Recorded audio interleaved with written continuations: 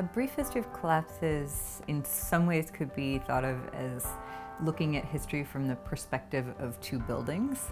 And the two buildings are the Darlaman Palace in Kabul, which was built in the 1920s by the German architect Walter Harten, who was commissioned by King Amanullah.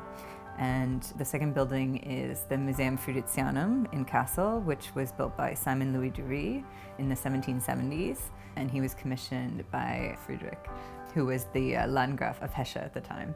What's interesting about the two buildings is that even though they're built, almost 200 years apart, basically they both kind of represent a similar moment in the two societies that they are a part of, which is this kind of impulse on the part of these rulers to open the societies. For Documenta 13, there was a real emphasis on process and research.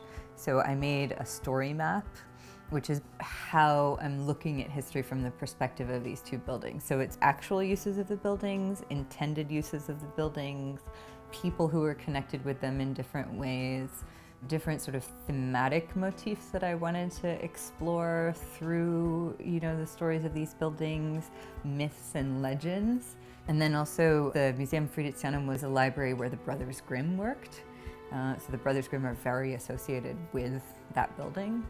There's a strand in the narration that is stories about storytelling. There's also a strand in the research that's about different kinds of literary collections and different kinds of stories.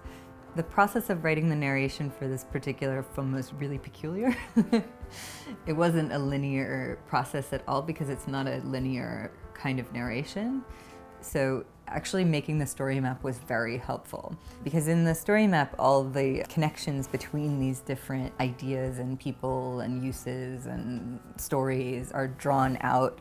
It enabled me to basically start structuring a narration where I could make these sort of spiraling connections between all these different things. So what I wanted to do basically was write a narration where I went back and forth between the two buildings, but also backwards and forwards in time.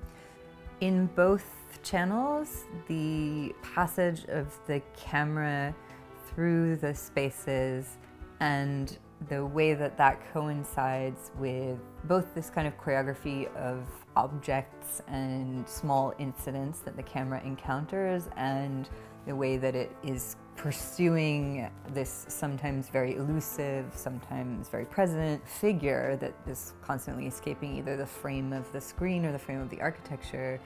That's all very, very, very carefully planned out. So there are extensive storyboards done with photographs where I basically shot test footage in both spaces before we shot the actual film. There's also architectural plans where everything is plotted out to the point where we were actually counting the number of steps that it would take to go through each room and so on and so forth. But because we couldn't find architectural schematics for the Darlaman Palace, I had to draw them myself. And those are the plans we ended up using to make the kind of plotting of the various choreographies.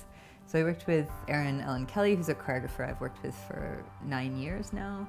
And she came to Kabul with me and came to Kassel. And she's also the performer that you see in the Kassel channel of the footage. So Brief History of Collapses has always been installed more or less the same way.